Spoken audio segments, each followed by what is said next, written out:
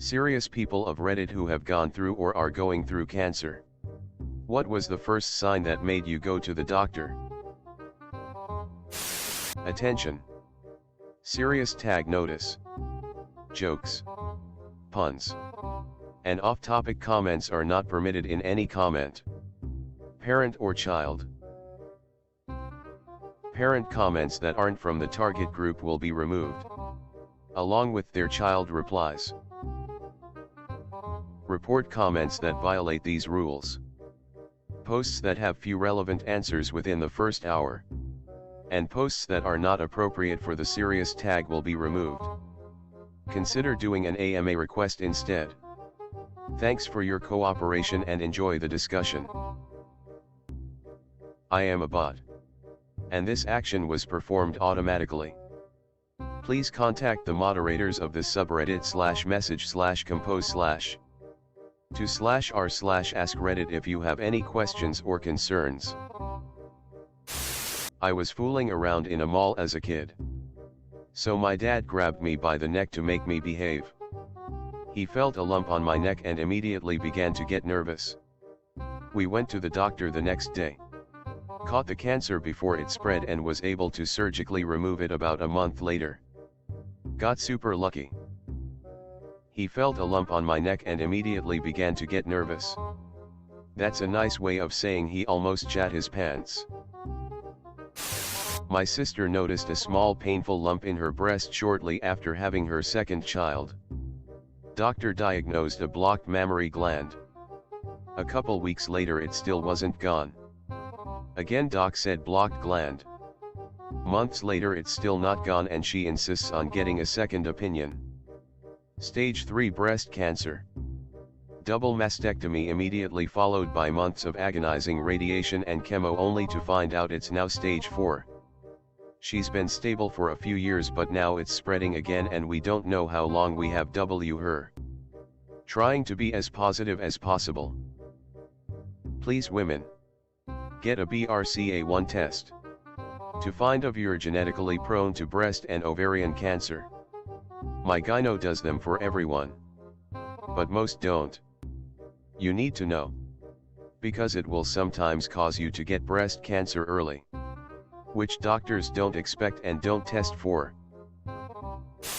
My 33-year-old husband was diagnosed with inoperable glioblastoma, most aggressive brain cancer, in January 2019. When he was 31. What caused him to get a check? Was persistent headache that didn't go away with paracetamols and sleep. We discovered the tumors after taking an MRI. Needless to say, our lives were changed forever. Now we are at the end of our journey. And it's been a harrowing experience for me as his wife and caregiver. It's a lonely journey. I don't wish it upon anyone and no one has any idea what glioblastoma is like. Unless they have gone through it. The median survival time is 14 to 18 months. We are on our 18th month now. And given days/weeks left. Every day is a gift. And I'm glad I get to be holding his hands every day. Even if he's resting and sleeping most of the time. As long as he is not in pain. And that the morphine patches are working.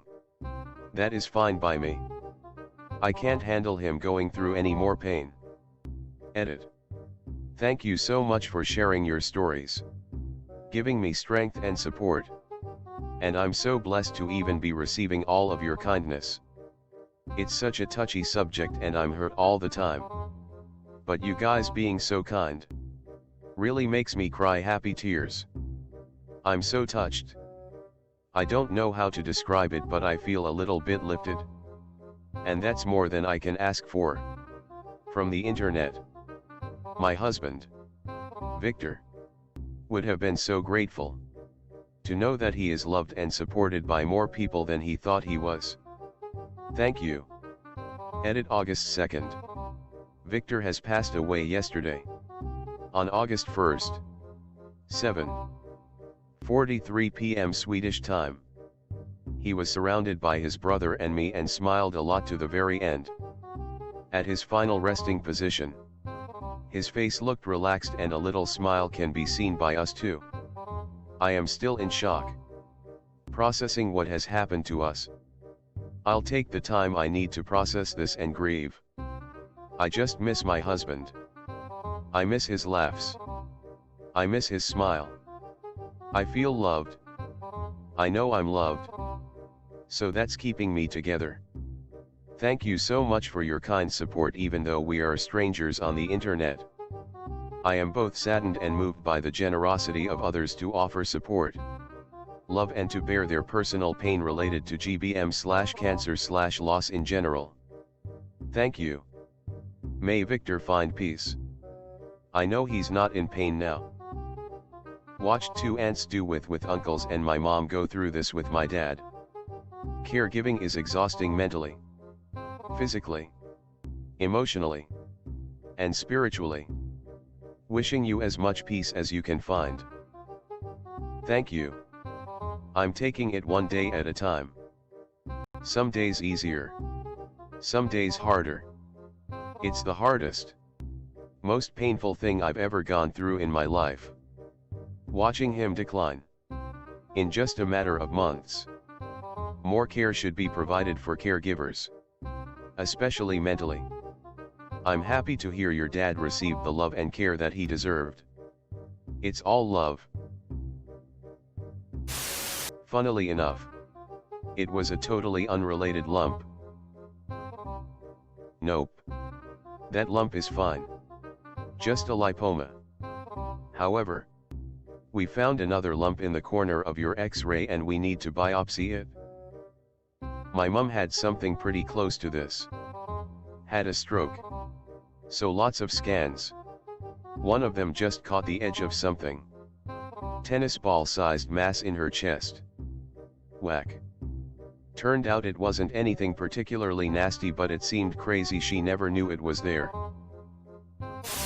Super heavy periods that would last for 10 or more days.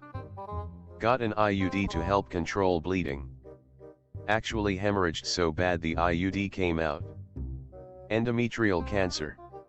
Huge tumor in my uterus. Ladies. It's not normal to need a tampon and pad at the same time. It's not normal to need to change them every 10 minutes or even every hour. An average period is 2 to 3 tablespoons. Just for reference. Sorry if TMI. Edited to add. Thank you for the well wishes. I am 1 year net, no evidence of disease. I was diagnosed at 40. I wish I could respond to everyone. The main takeaway is if something is not right, keep looking for answers and the right physician. Heavy periods do not usually mean cancer in premenopausal women. But there is no reason to suffer through them. Postmenopausal women should not experience any bleeding. 1 drop and you should go to the doctor right away. The idea that this is TMI is why women struggle with these issues in the first place. Thank you for sharing. On Christmas Eve 2018, my dad lost the ability to talk except for the phrase "this is crazy." Called paramedics because we thought he'd had a stroke. Got him to the hospital where the imaging showed a brain tumor on the outside edge of his brain. The swelling caused him to have a seizure. He was transferred to a bigger local hospital. They did full body scans because it's pretty rare to just have brain cancer, usually it's a secondary for another cancer site. We got lucky in that it was the sole spot. Went through a craniotomy and 5 rounds of high-dose inpatient chemo. And he's 1 year in remission. Thanks for the awards. I had a great uncle who I didn't know very well. But he had similar symptoms. The only thing he could say was "right here." So it'd be like he was carrying on a conversation with you, but the only words coming out of his mouth were "right here, right here, right here, right here. Right here, right here. Right here, right here, right here, right here, right here." All the inflections, expressions, and pauses were there as if he was saying actual sentences. The reason he was that way was that his immediate family noticed he was going through some severe changes and obviously having issues. and chose not to do anything until his brain was mush. When they finally took him to the doctor, the diagnosis was that he'd had multiple strokes. I don't know what his internal mental state was, if he was actually there or not. If he was, I can't imagine having things to say and not being able to get the words out in any way. Right before he died, the staff at the nursing home had issues with him exposing himself repeatedly. They took it as not all their old man doing random stuff. But it turns out he had an infection on his genitals that had started to turn gangrenous, and that was how he was trying to get them to notice it. He had to have surgery to remove the infected tissue, and I believe even had to be circumcised. I can't imagine knowing that was happening but not being able to communicate it. Given their performance up until then, I would say his family didn't exactly put him in the best nursing home available. Edit. No. I don't believe he was able to write. But I didn't really know the man, so I can't say for sure. This is a horror all its own. To be trapped in your brain, and all attempts at calling the people paid to come to your medical defense, let alone your family, are met with contempt and derision. My paternal grandfather suffered through supranuclear palsy. It shuts down your speech center. It was hard seeing someone who was well read and eloquent lose the ability to speak. The very last time I saw him, he grabbed my forearm so hard he left bruises. He was that desperate to communicate. I feel deep sympathy for those who have relatives that lose the ability to speak.